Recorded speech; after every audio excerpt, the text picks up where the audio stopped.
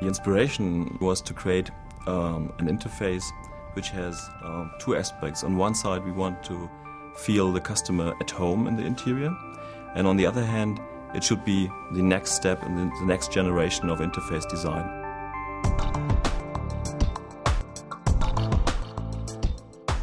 Every element is positioned in the right ergonomical position, so you can reach every button without big arm movements, so you can have a very precise, controlled handling of the car.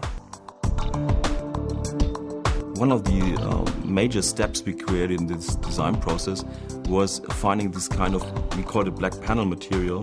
Where you have big surfaces, which are, first of all, aesthetical surfaces, integrated in the overall design.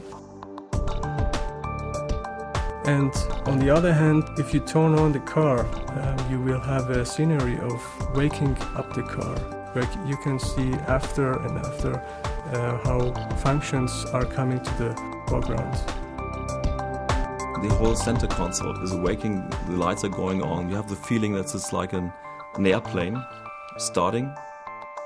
And we try to create a kind of visual mechanics on the display, combining 3D and 2D.